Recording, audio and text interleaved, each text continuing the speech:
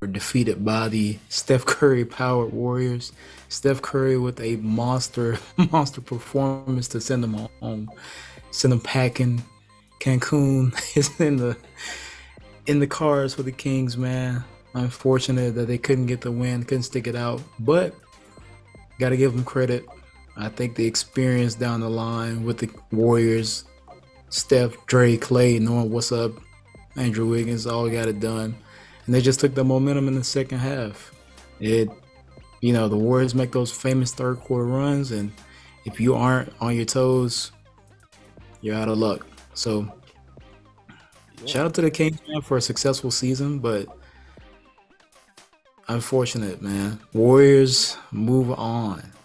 Yeah. Shout out to Steph. Crazy game. Yeah, crazy game. Thanks for holding down. Had technical difficulties on my end, but yeah, rough. Just like the Kings over here, man. I'm having difficulties over here. I'm struggling. Yeah. But Oh, you man, good, I actually predicted the Kings in 7. The Warriors showed me a lot. Just had that championship pedigree, man. It showed up today. I was very concerned about all their road losses in the regular season. It was a regular season for a reason. I did not like the production Jordan Poole was given. Even in this series, Jordan Poole still hasn't, been Jordan Poole really. My other concern was Andrew Wiggins. Wiggins showed up, man. Warriors fans did not have any doubts about Wiggins going forward. Like he showed up, he balled out. So shout out to Wiggins, and of course, if I'm Steve Kerr, I give this dude the game ball, but Kevon Looney, this dude going ham on the boards, man, crazy. Man gets played, and not only that, the facilitation by Looney. Oh yeah. That was unexpected for me too. So yeah, that showed a lot. Steph Curry. Klay Thompson struggled, but that wasn't a mistake. Yeah. Well, yeah, Looney had a busy day on the boards, man. That is to any kids watching these games, I know Steph Curry having 50 points is awesome and crazy and an accomplishment within itself. But look at the guys like Kevin Looney, who just crashed the offensive glass. Like, he's obviously on the floor for a reason. He starts on the team for a reason, even if he isn't getting 20, 30, 40 points. The dude makes himself valuable by adding pressure to this other team by getting rebounds, keeping the ball alive, getting the extra pass of Steph to Clay so they can get that three, that extra layup, that extra shot. So shout out to Looney for sure. A stretch Looney had like 5-6 of these offensive rebounds in a row. I'm like, box out, bro. Like, Sabonis tried, but the commentators point out, I think it was Jeff or it's probably Jeff. It's talking about he was trying to do like front. Like, you can't. It's hard to get a rebound like that, man. It's hard. And Sabonis is not the biggest dude on the planet. To me, I see Sabonis as like a true forward in the center. That's just me. Like, ideally, I would put Sabonis at the power forward position. So if you're the Kings, that's probably a position you want to look to upgrade in the off season for sure, because that showed you just getting out muscle. And even if you did get past like the Warriors, you'll still have to worry about this against the Lakers.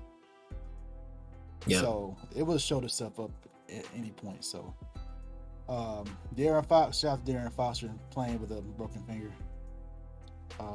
Still clutch, deserving the clutch player of the year. Just didn't fall, man. It's tough. There's a lot of good things for the Kings, though, man. That they still had a successful season, despite them being like the higher seed. I know they're second seed, but overall, if you're a Kings fan, you should be very happy because one, playoffs after so many years of a drought. So Yep. a lot of things to look forward to if you're a Kings fan. That arena was popping, bro. Like, it's crazy. So the 100%. culture is changing, man. The culture is changing. That's definitely positive. Absolutely. Yeah, man. I believe that the Kings will be back. They're very young, and they just have some growing up to do. They have good pieces right now, and like you said, I agree. Probably should look into a more physical center to help Sabonis out. But this is the other thing I'm going to say about Sabonis. Being the second player or the other best player outside of De'Aaron Fox. Mm-hmm. As a big man, he needs to go watch Tim Duncan. You made the power forward comparison, and I think he needs to watch Tim Duncan. Something that Sabonis is a great player. I think he can be a great player if he just tweaks his game in a few ways. Obviously, they want him to. Other teams, opponents want him to shoot the ball. They don't want to give him the inside little jump hook or any type of layups. And obviously, he is a facilitator type player, type power forward, which is a good thing. But at the same time, you have to make your presence felt. Be able to, you have to take that mid-range shot, something that I think about with Bam.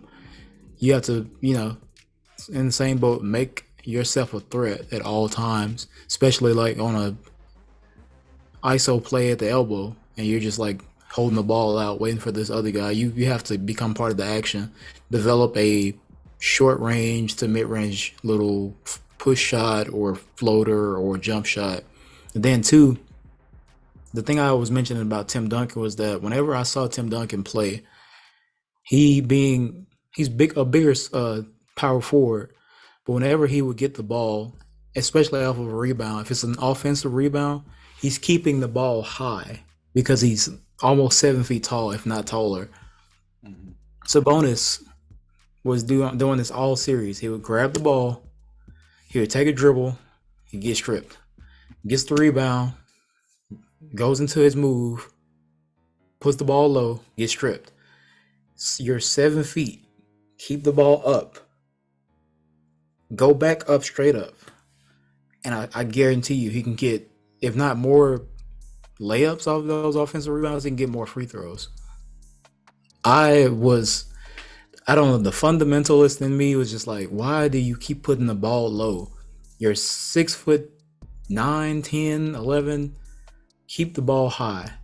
It was killing me because I feel like he could have been way more effective if he would have not put the ball down so many times. Plus, the refs aren't calling the fouls for you guys. They're calling it for the Warriors. And that's just how it goes sometimes. So why would you keep doing that when it's not been effective? Just little tweaks like that, I feel like he has to make for his own game. And then the Kings just have to grow up. They're the younger team here. I feel like they have not a lot of experience outside of Harrison Barnes. Only player I can think of that's had a championship, and their coach, Mike Brown, obviously been on championship staffs. So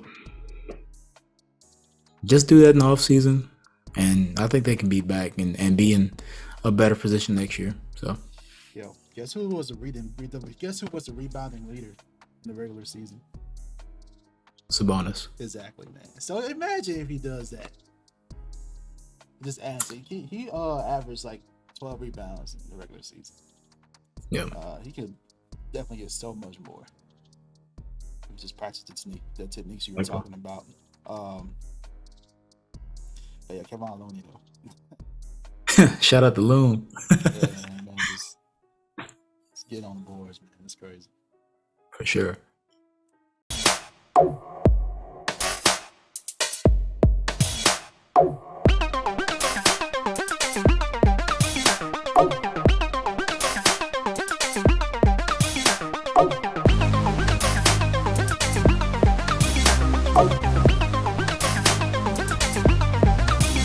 Bye.